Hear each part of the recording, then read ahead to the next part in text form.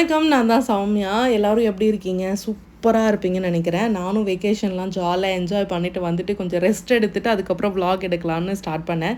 Because வந்து ஃபோனில் சுத்தமாக ஸ்டோரேஜ் இல்ல. நெறைய வீடியோஸ்லாம் எடுத்ததுனால அதெல்லாம் அப்டேட் பண்ணிட்டு அதுக்கப்புறமா தான் திருப்பி வீடியோஸ் எடுக்கவே முடிஞ்சுது. அதான் மெயின் ரீசன். இன்றைக்கி பார்த்தீங்க அப்படின்னா ஆடி பொறந்து வெள்ளிக்கிழமை. ஸோ இந்த நாட்கள்லாம் வரும்போது செம்ம ஜாலியாக இருக்கும். பிகாஸ் திருவிழாலாம் வரப்போகுது அப்படின்னு அந்த வைப்லேயே இருக்கும். இன்றைக்கி வெள்ளிக்கிழமை ஆடி பிறந்து முதல் வெள்ளி. இங்கே வந்து செடல் திருவிழாலாம் இருக்குது, செடல் போடுற வேண்டுதல்லாம் இருக்குது. அதுக்காக தான் காலையிலே ரெடி ஆகிட்டேன். வீடெலாம் தொடச்சிட்டு பூலாம் போட்டு வச்சுட்டு வாசலில் மஞ்சள் குங்குமம் இதெல்லாம் வைங்க. அதே மாதிரி எலுமிச்சை பழத்தில் குங்குமம் தடவி வச்சிங்க அப்படின்னாலும் கண் திருஷ்டிலாம் போகிறதுக்கு அது ஹெல்ப் பண்ணும். இதெல்லாம் பண்ணும்போது ஒரு மாதிரி பாசிட்டிவிட்டியாக இருக்கும். வீடு ஃபுல்லாக ஒரு மாதிரி நல்லாவே இருக்கும். அப்படியே சாமி கும்பிட்டுட்டு ஒரு சாம்பிராணிலாம் ஏற்றி வச்சிங்க அப்படின்னா அது ஒரு வைப் தான். ஸோ சூப்பராக இருக்கும். அண்ட் காலையில் வேலையாக இதெல்லாமே முடிச்சுட்டு கிளம்பியாச்சு. சீக்கிரமாக போயிட்டு சீக்கிரமாக வந்துடலாம் அப்படின்றது தான் பிளானே. பிகாஸ் வந்து தன்யாவுக்கு வந்து ஸ்கூல் இருக்குது, அவளுக்கு டெஸ்ட்டு நடந்துகிட்ருக்கு. அதனால் லீவ் போட முடியாதுன்றதுனால நான் காலையிலே கிளம்பிட்டேன். சரி ஓகே, சீக்கிரமாக போயிட்டோம் அப்படின்னா சீக்கிரமாக வந்துடலாம்னு சொல்லிட்டு பாப்பாவை மட்டும் அம்மா கிட்ட விட்டுட்டு அவளை குளிப்பாட்டி வைங்க, அதுக்குள்ளே நான் வந்துடுவேன் அப்படின்னு சொல்லிட்டு நான் போயிட்டேன். போகிறதுக்கு முன்னாடியே வீட்டில் எல்லாத்தையும் ரெடி பண்ணி வச்சுட்டு போயிட்டேன். பூலாம் போட்டுட்டு சாமிக்கு எல்லாமே ரெடி பண்ணிட்டேன். வந்துட்டு அதுக்கப்புறம் சாமி படைச்சிக்கலாம் அப்படின்றதுக்காக கிளம்பியாச்சு. ஒரு 6:45க்கெலாம் வீட்டில் வந்து கிளம்பிட்டேன். ஏன்னா லாஸ்ட் டைம் நான் போனப்போ ரொம்ப லேட் ஆகிடுச்சு. மதியம் கால்லாம் சுடுதரையில் செம்மையாக தாங்கவே முடியல. அதனால் இந்த தடவை என்ன பிளான் பண்ணியிருந்தேன்னா காலையில் போயிட்டு வந்துடலாம், அப்போ தான் நமக்கு ஈஸியாக இருக்கும்னு சொல்லிட்டு நானும் தன்யா அவங்க அப்பாவும் 2 பேருமே கிளம்பி போயிட்டோம். ஸோ அவர்கிட்ட சொல்லியிருந்தேன் 8 மணிக்கெலாம் நம்ம வீட்டுக்கு வந்துடலாம், அதுக்கப்புறம் தன்யாவை வந்து ஸ்கூலுக்கு கிளப்பி அனுப்பிடலாம் அப்படின்னு அந்த டைமிங்கோடு நான் கிளம்பியிருந்தேன். பட் ஆனால் அங்கே வந்து நிறைய ப்ராசஸ்லாம் இருந்துச்சு, அதெல்லாம் எனக்கு தெரியவே இல்லை. இப்போ தான் அதெல்லாம் தெரிஞ்சுது. அண்ட் வாட்ச் ஓடலைங்க. அது இப்போ தான் நானே நோட்டீஸ் பண்ணேன். இது வந்து எனக்கு கிஃப்டாக கொடுத்தாரு. ஸோ அது வந்து நான் பார்க்கவே இல்லை. இதுக்கப்புறம் தான் அது பேட்ரி போட்டு வைக்கணும். வீடியோ எடுக்கும்போது தான் தெரிஞ்சது டைம் ஓடவே இல்லை அப்படின்றது.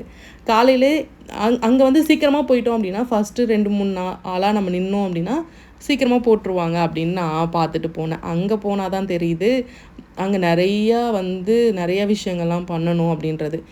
இந்த கோவில்லேருந்து பக்கத்தில் இருக்க கோவிலுக்கு போகணும், அங்கே படைச்சிட்டு அங்கேருந்து கலசம் எடுத்துகிட்டு வரணும். அதுக்கப்புறமா தான் வந்து அந்த சடலை போட ஆரம்பிப்பாங்க. அதே மாதிரி ஃபஸ்ட்டு எடுத்தோடனே பொன் குழந்தைங்களுக்கு 3 குழந்தைங்களுக்கு ஃபஸ்ட்டு சடல் போடணும், அதுக்கப்புறம் தான் அதெல்லாம் ஸ்டார்ட் பண்ணுவாங்க. இவ்வளோ நாள் இதெல்லாம் எனக்கு தெரியவே இல்லை. நான் என்ன நினச்சிட்டு போனேன், காலையில் போனால் ஃபஸ்ட்டாலாம் போட்டுட்டு வந்துடலாம் அப்படின்னு நினச்சிட்டு போனேன். இந்த கோவிலில் இருந்து தான் கலசம் வரணும். இந்த கோவிலேருந்து அந்த கோவிலுக்கு கலசம் வந்ததுக்கு அப்புறமா தான் சடல் போடவே ஸ்டார்ட் பண்ணுவேன்னு சொல்லியிருந்தாங்க. சரி ஓகே, இந்த கோவில்கிட்ட திருப்பி வரணுமேன்னு சொல்லிட்டு அங்கேயே வண்டியை விட்டுட்டு நாங்கள் 2 பேரும் நடந்து போக ஆரம்பிச்சிட்டோம். காலையிலே எல்லாரும் பொங்கல் வச்சுட்டு வந்துட்டு இருந்தாங்க. இங்கே வந்து இந்த திருவிழா ரொம்ப ரொம்ப ஃபேமஸ்ஸு. இப்போ காலையில் வந்து சடல் போடுவாங்க, ஈவினிங் போல் அந்த வண்டி இழுக்கிறது அந்த சடல்லாம் போடுவாங்க. சீக்கிரமாக போனதுனால லைனில் வந்து பார்த்திங்கன்னா ஒரு 7வது 8வது ஆளாக போய் நின்று இருப்பேன். எல்லாரையும் கேட்டால் அவங்க எல்லோரும் 6 மணிக்கு முன்னாடிலாம் வந்துட்டேங்க அப்படின்னு சொல்லிட்டு இருந்தாங்க. சரி ஓகே, நம்மக்கிட்ட உள்ளார இந்த லைனுக்குள்ளே வந்துட்டாலே சீக்கிரமாக முடிஞ்சிடும்னு சொல்லிவிட்டு அங்கே கொஞ்ச நேரம் நின்றுட்டு இருந்தேன். அண்ட் டைம் ஆக 8 மணி வரைக்கும் ஆகிடுச்சு. அதுக்கப்புறம் வந்து இல்லை 9 மணிக்கு மேலே தான் வந்து எல்லாமே பண்ணுவாங்கன்னு சொன்னதுக்கப்புறம் தனியாக அவங்க அப்பாவை வந்து வீட்டுக்கு போக சொல்லிட்டேன். நீங்கள் போயிட்டு பாப்பாவை மட்டும் ஸ்கூலுக்கு அனுப்பிடுங்க, நான் அதுக்கப்புறம் வந்துடுறேன்னு சொல்லிவிட்டு நான் மட்டும்தான் தனியாக அங்கே நின்றுட்டு இருந்தேன்.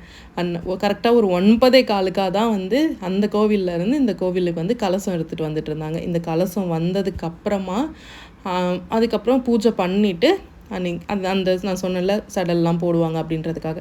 இந்த சடல் வேண்டுதல் பார்த்திங்கன்னா நான் கல்யாணத்துக்கு முன்னாடி அம்மாவுக்கு வந்து உடம்பு சரியில்லாமல் ஆச்சு. அப்போ என்ன பண்ணுறதுனே தெரியல. இங்கே வந்து வேண்டிக்கிட்டேன், சாமிக்கிட்ட வேண்டிக்கிட்டேன். அதுக்கப்புறம் அவங்க சரியாயிட்டாங்க. அதுக்கப்புறம் போட்டுட்டு இருந்தேன். அதே மாதிரி தன்யாவுக்கு அடிக்கடி உடம்பு சரியில்லாமல் ஆகிட்டே இருந்துச்சு. அதுக்கப்புறம் வேண்டிக்கிட்டு இவங்கக்கிட்ட போட்டுக்கிட்டேன்.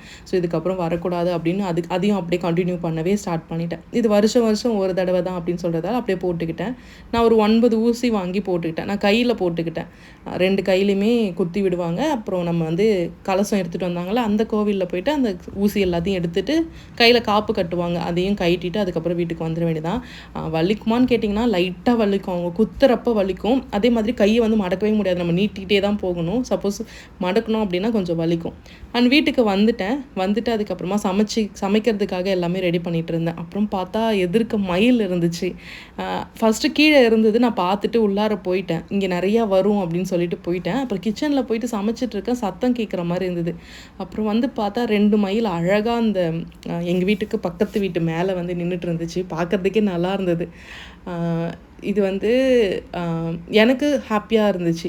அது என்னோடய ஃபீலிங்காக இருக்கலாம் மேபி. ஸோ எனக்கு ஜாலியாக இருந்தது அதை பார்க்கும்போது. சமையல்லாம் விட்டுட்டு கொஞ்சம் நேரம் வந்து அங்கே நின்று வேடிக்கை பார்த்துட்டே இருந்தேன். அது நடக்கிறது, அதுக்கப்புறம் பறந்து போகிறது. பறக்கும்போது மட்டும் வீடியோ எடுக்கவே மிஸ் பண்ணிட்டேன். நல்லா இருந்துச்சு. என்ன கேட்டிங்கன்னா, ஏதோ ஒரு விஷயம், ஏதோ ஒரு மிராக்கல் நடக்க போகுதுன்றது மட்டும் அப்படியே மைண்டில் ஓடிட்டே இருந்துச்சு. சரி எதுவாக இருந்தாலும் பார்த்துக்கலாம் அப்படின்றதுக்காக ஒரு விஷயமா இருக்குமோன்னு எனக்கு தோணுச்சு. ஏன்னா ஒரு 2-3 நாளாக செம்மையாக டவுன் ஆன மாதிரி இருந்தது எனக்கு.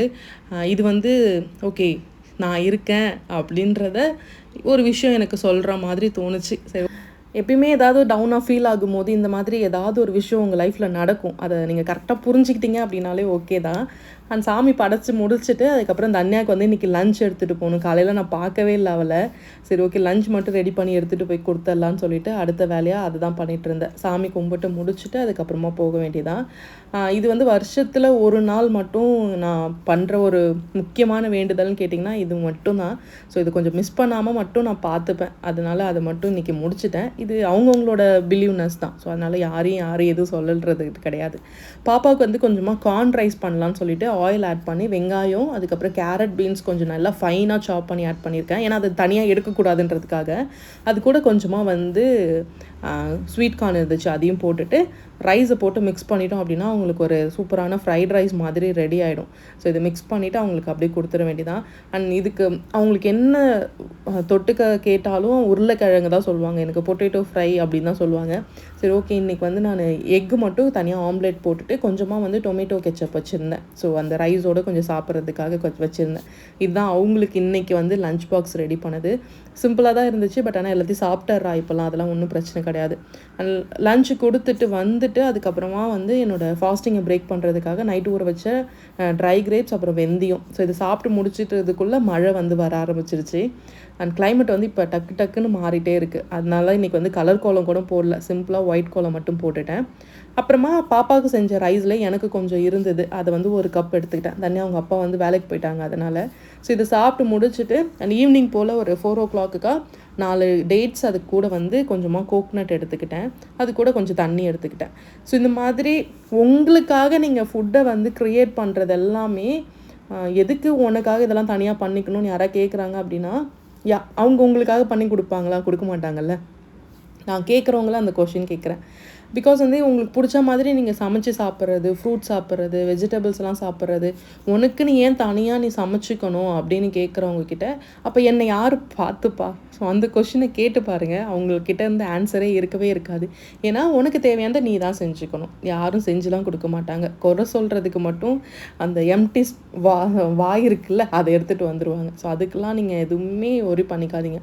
உங்களுக்கு தேவையானதை நீங்கள் செஞ்சுக்கோங்க. அது வந்து ஒரு செல்ஃபிஷ், நீ வந்து உனக்கு மட்டும் செஞ்சுக்கிற அப்படின்னு சொல்கிறாங்க அப்படின்னா நீங்கள் சேர்த்து எனக்கும் செஞ்சு கொடுங்க நீங்கள் கேட்டு பாருங்கள். வேறு எதுவுமே பேசவே மாட்டாங்க. நான் வந்து கொஞ்சமாக பம்கின் சீட்ஸும் அதுக்கப்புறம் அது என்ன ஃப்ரூட்டு, ட்ராகன் ஃப்ரூட் கொஞ்சம் எடுத்திருந்தேன். அண்ட் பாப்பா ஈவினிங் வரதுக்கு முன்னாடி அவளுக்கு ஸ்நாக்ஸ் ரெடி பண்ணுன்றதுக்காக பாப்கார்ன் எடுத்துக்கிட்டோம். அதை சாப்பிட்டுட்டு அப்படியே ஈவினிங் போல் எங்களுக்கு டைம் அப்படியே போயிடுச்சு.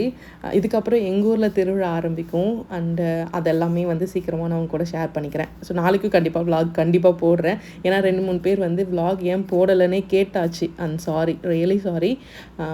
அது கொஞ்சம் ஃபோன் ப்ராப்ளமாகவும் இருந்தது. அதனால தான் சரின்ட்டு நான் போடவே இல்லை. டக்குன்னு கொஞ்சம் கேப் எடுத்துக்கிட்டேன். அண்ட் கோவில் வேலைலாம் நிறையா இருந்துகிட்டே இருந்ததில்ல, அதனால் அப்படியே மறந்தாச்சு. அண்ட் இதை சாப்பிட்டு முடிச்சுட்டு ஈவினிங் போல் வெளியே உட்காந்து வேடிக்கை பார்த்துட்டே நம்மளோட டே போயிடுச்சு. ஸோ நாளைக்கு வேறு ஒரு வீடியோவில் மீட் பண்ணுறேன். தென் டேக் கேர், சேஃபாக இருங்க.